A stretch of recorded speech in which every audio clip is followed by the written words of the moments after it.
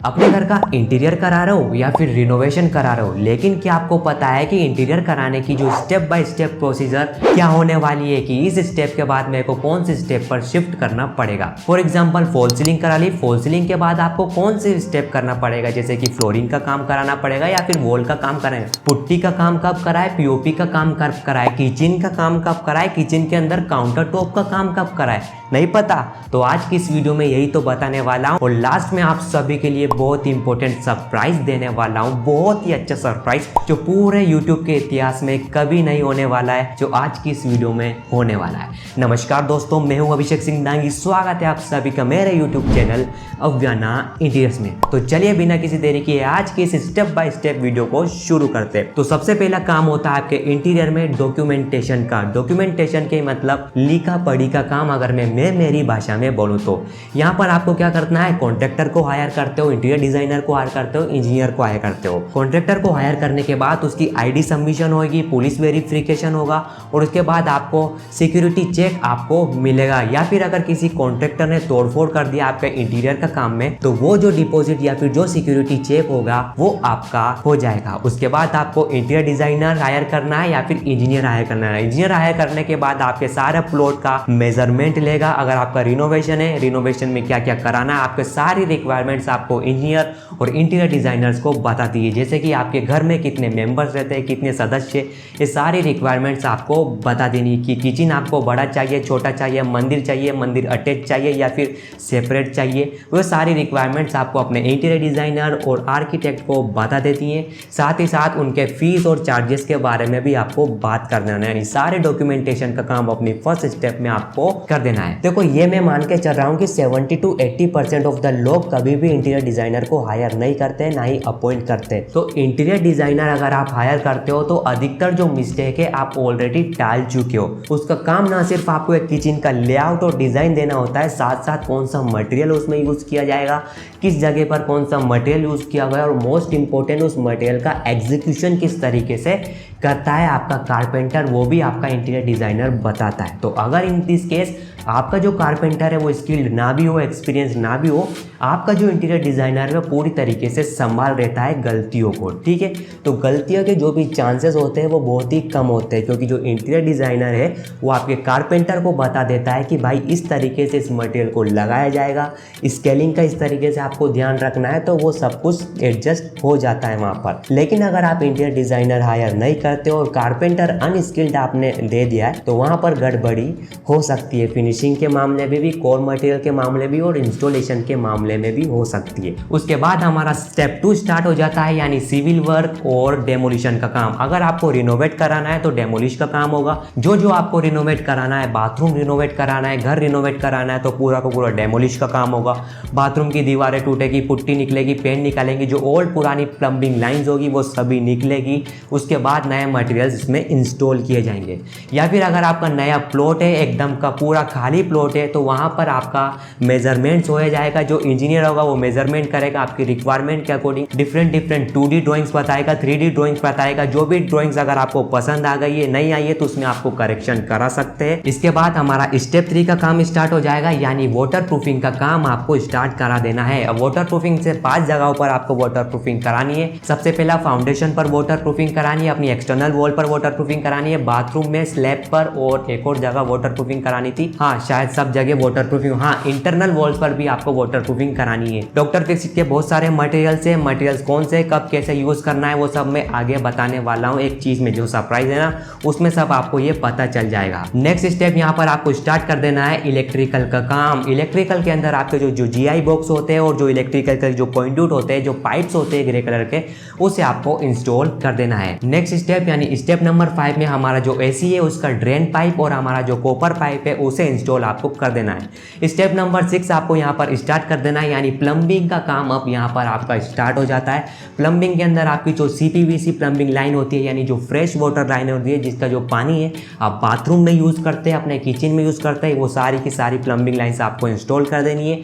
साथ साथ आपकी जो PVC प्लम्बिंग लाइन होती है, जिसे SWR प्लम्बिंग लाइन्स भी कहा जाता है, जो आपके ग्राउंड में इंस्टॉल की जाती है, वो आपको इंस्टॉल कर देना है, फिट कर देना है। वो होती है वेस्ट वाटर प्लम्बिंग लाइन। यानी PVC प्लम्बिंग लाइन क्या होती है, वेस्ट वाटर, जिसमें हमारा जो सोइल वाटर होता होता है WC का जो वाटर होता है उसमें ट्रेवल करता है। इसके बाद स्टेप नंबर 7 में आपको प्लास्टर का काम स्टार्ट करवा देना है। हमारा इंटरनल वॉल्स का प्लास्टर, एक्सटर्नल वॉल का प्लास्टर, एलिवेशन का मैं जो भी डिज़ाइन के साथ आप जा रहा है, जो आपके इंटीरियर डिज़ाइनर दे दिए या फिर इंटीरियर डिज़ाइनर अगर आपने हायर नहीं करा है तो आपकी मनपसंद जो भी नेट से उठाई डिज़ाइन या फिर हमारे वीडियो से उठाई डिज़ाइन वो आपको प्लास्टर के साथ साथ करवा देनी है। अब यहाँ पर स्टेप नंबर 8 यहाँ पर स्टार्ट हो जाता है, यानी हमारा वायरिंग का काम यहाँ पर शुरू हो जाता है। जितने भी आपने जो इलेक्ट्रिकल पाइप्स फिट करा है उसमें आपको सभी वायरिंग करना है। वायरिंग के अंदर थिकनेस का ध्यान रखना है, कलर का ध्यान रखना है और टाइप ऑफ वायर का ध्यान रखना है। अब टाइप ऑफ वायर कितने कितने टाइप के वायर होते हैं, कलर कौन कौन से होते हैं, वो सभी सरप्राइज मैंने रखा है, सरप्राइज में आपको बताने वाला हूँ। नेक्स्ट हमारा स्टेप नंबर 9 होता है फॉल सीलिंग का काम। अब यहाँ पर आपको सबसे पहले फॉल सीलिंग का काम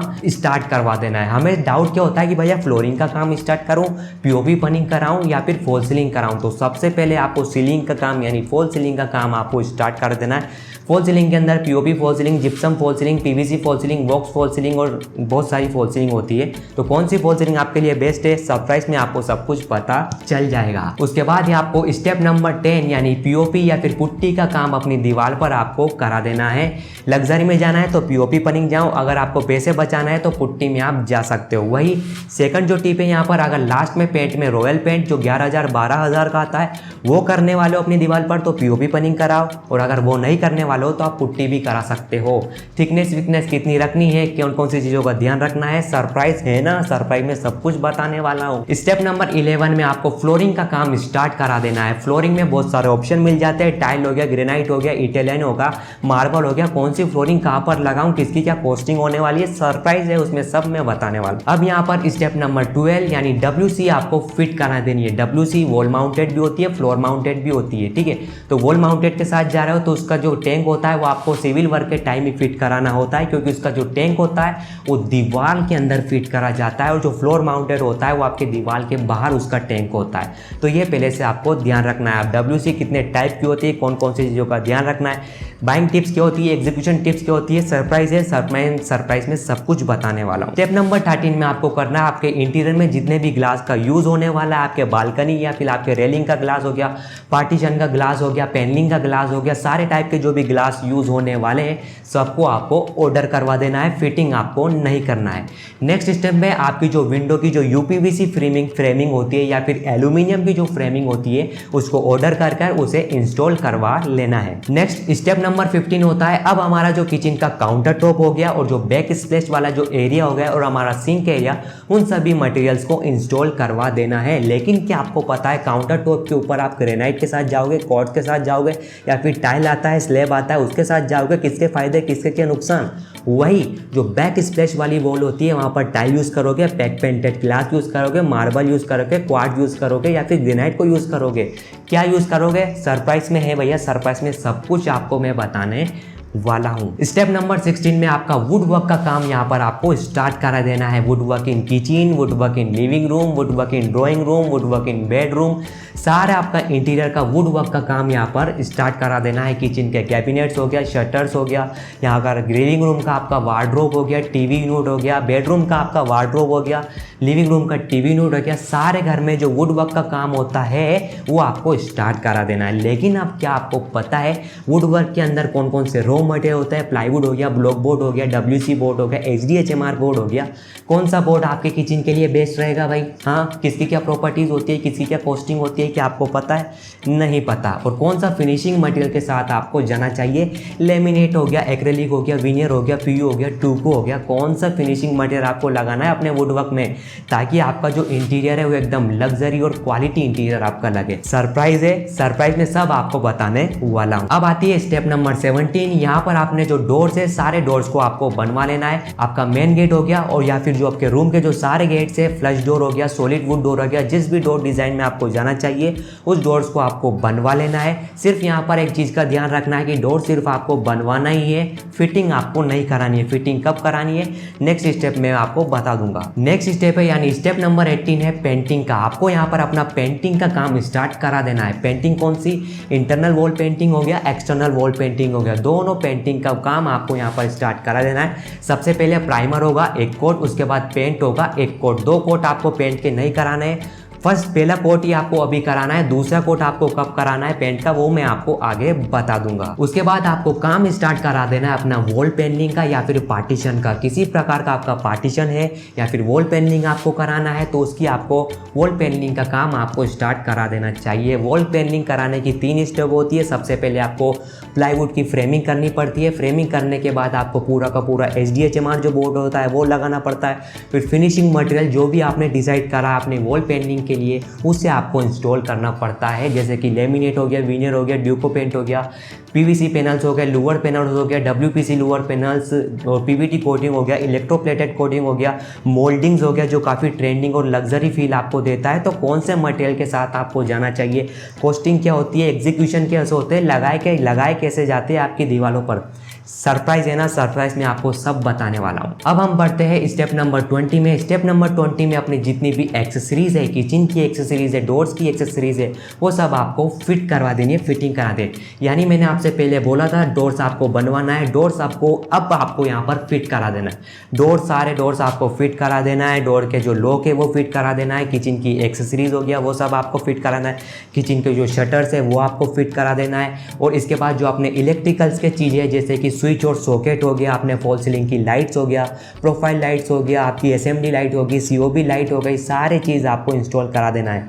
किचन की चिमनी हो गया, होब हो गया, कुकटॉप हो गया, सब कुछ आपको इंस्टॉल करवा देना है। अगेन अब वही कंफ्यूजन आ गया भैया, होब लगाओगे या कुकटॉप लगाओगे, इंस्टॉल करते समय कौन सी चीज़ों का ध्यान रखोगे, लाइटिंग में ट्रैक लाइट लगाओगे, कहाँ लगाओगे, डिजाइनिंग मिस्टेक्स आप डेफिनेटली कर दोगे। तो सरप्राइज है ना, सरप्राइज में मैं आपको इसका सॉल्यूशन देने वाला हूँ। अब स्टेप नंबर 21 में आपको यहाँ पर अपना फाइनल पेंट कर देना है। फाइनल पेंट जैसे कि मैंने अभी बोला था कि आपको फर्स्ट कोट ही करना है, सेकंड कोट अब आपको यहाँ पर कर देना है। फाइनल कोट पेंट करने से पहले अपनी दीवारों पर आपको अंडुलेशंस चेक करना है कि भैया दीवार पर किसी प्रकार का अंडुलेशंस तो नहीं है। अंडुलेशन है तो उसे चौक मिट्टी से बेस बनाकर अंडुलेशन को गायब कर दो। उसके बाद सारे जो आपके फर्नीचर हो गया, सोफा हो गया, टेबल हो गया, सारे इंपॉर्टेंट एक्सेसरीज हो गया, TV यूनिट हो गया, सबको कपड़े से कवर कर दो। कवर करने के बाद जो पेंट का सेकंड कोट आपको अपनी सारी इंटीरियर की दीवारों पर कर देना है यहाँ पर। तो अब यहाँ पर हमारा जो इंटीरियर का काम है वो ऑलमोस्ट कंप्लीट हो चुका है। अब लास्ट स्टेप में आपको क्लीनिंग का बंदा अपने घर में लाना है।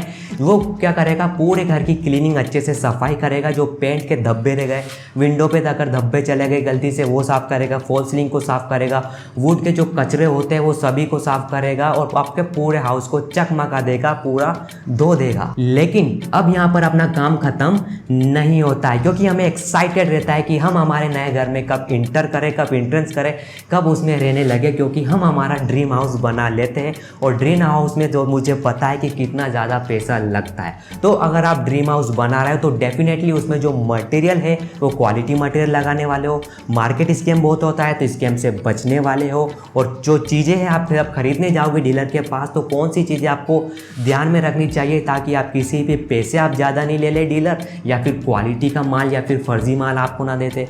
तो ये सारी चीज़ मैं सरप्राइज में बताने वाला हूँ। सरप्राइज का अनाउंसमेंट मैं अभी थोड़ी देर में करने वाला हूँ। तो ठीक है, घर में इंटर होने से पहले आपको क्या करना है, पूरे घर के जितने भी काम आपने कराया इंटीरियर का वो सबसे पहले चेक कर लेना है। चेक कैसे करना है, किचन के कैबिनेट चेक करना है, खोलते समय वो आवाज़ तो नहीं कर रहा है, आपकी चिमनी सही तरीके से वर्क कर रहे हैं, आपके जो नीचे के कैबिनेट से वो सही तरीके से वर्क कर रहे हैं, जो हिंजेस हो गया, हाइड्रोलिक हो गया, जो सॉफ्ट क्लोज हो गया वो सही तरीके से वर्क कर रहे हैं या नहीं कर रहे हैं। नहीं कर रहे हैं तो आपको चेक लिस्ट बना लेनी है कि ये मुझे सही कराना है, रिपेयर कराना है। इसके बाद अपने सारे कैबिनेट्स के वार्डरोब के एजेस देख लेने हैं, एजेस अच्छे स्मूथ है या नहीं है, उसमें फिनिशिंग अच्छी आई है या नहीं आई है। नहीं आई है तो चेकलिस्ट में उसका काम को आपको लिख लेना है। उसके बाद लेमिनेट को चेक कर लेना है कि लेमिनेट सही तरीके से पेस्टिंग हुई है या नहीं हुई है, लेमिनेट फुल तो नहीं रही है, कई तरीके से जो एज बेंडिंग है वो निकल तो नहीं रही है। कोने कोने को चेक कर लेना है आपको, रेलिंग को चेक करना है, अपने डोर्स को चेक कर लेना है, अपने फॉल सीलिंग को चेक करना है, अपने जो इलेक्ट्रिकल बोर्ड्स के स्विच और सॉकेट्स होते हैं उसे भी आपको चेक कर लेना है। कभी कभी क्या होता है कि एक स्विच से हमारे 2 बल्ब चल जाते हैं, 3 बल्ब चल जाते हैं, तो ये वायरिंग में उसने गलती कर दिया। तो हमारा इलेक्ट्रिशियन होता है उसने जो स्विच की जो वायरिंग करता है तब वो गलती कर देता है अधिकतर। तो ये सारे चेकलिस्ट के काम आपको बना लेना है। उसके बाद आपका जो कॉन्ट्रैक्टर होता है जो भी काम कर रहा है उसको ये चेकलिस्ट दे देनी होती है। उसके बाद जो कॉन्ट्रैक्टर होता है ये चेकलिस्ट में जो भी आपने काम लिखा होता है वो सारे रिपेयर करके देता है, सही करके देता है। उसके बाद जो कॉन्ट्रैक्टर का आपको हिसाब यहाँ पर कर देना चाहता है, जितना भी उसके चार्जेस बनता है, जितने भी रुपए बनता है पर स्क्वायर फीट के हिसाब से जो पहले आपने डिसाइड कर दिया है उसको आपको पैसे देके उसको आपको फ्री कर देना है। अब यहाँ पर आपका इंटीरियर का काम फाइनली कंप्लीट हो चुका है। अब फाइनली आप अपने घर में आ सकते हैं, इसका इनॉग्रेशन कर सकते हैं, उद्घाटन कर सकते हैं। लेकिन ये सरप्राइज में बीच बीच में बोलता जा रहा हूँ कि आखिर ये सरप्राइज है क्या। तो सरप्राइज ये है, मैं मेरे YouTube पर एकदम फ्री ऑफ कॉस्ट एक step by step interior series ला रहा हूँ, जिसमें ये जो सारी प्रॉब्लम जो इस महीने अभी स्टेप्स बताई है उसमें जो आपको नहीं मिला है, जैसे कि मटेरियल नॉलेज की प्रॉब्लम हो गया, स्कैम की प्रॉब्लम हो गया, क्योंकि हम हमारा इंटीरियर जब भी बनाते हैं तो हमारा जो हार्ड अर्न मनी है वो इंटीरियर में हम लगा देते हैं, लेकिन हमें आउटपुट उतना नहीं मिलता है, क्वालिटी में अच्छा नहीं मिलता है, फिनिशिंग अच्छी नहीं मिलती है, हमारा लग्जरी इंटीरियर नहीं बनता है, लाइटनिंग में प्रॉब्लम, इलेक्ट्रिकल्स में प्रॉब्लम, फ्लोरिंग में प्रॉब्लम, फॉल सीलिंग में प्रॉब्लम। तो बहुत सारी चीज़ें होती है हमारा इंटीरियर का काम, और हमारा इंटीरियर का काम बहुत ही लेंदी होता है। 2 से ढाई महीने या फिर कभी कभी 3 महीने भी लग जाते हैं हमारे इंटीरियर काम को सही तरीके से करने की। और पैसों की तो पूछो ही मत यार, हमारी पूंजी भी पूरी लग सकती है हमारे इंटीरियर में कि इतने कॉस्टली मटेरियल्स आपको इंटीरियर में देखने को मिलते। तो कौन सा इंटीरियर आपके लिए बेस्ट कौन सा मटेरियल आपके लिए बेस्ट होने वाला है आपके बजट के अकॉर्डिंग, क्योंकि आपका बजट 5 लाख है भैया, तो आप 10 लाख वाला मटेरियल तो डेफिनेटली नहीं लगाओगे।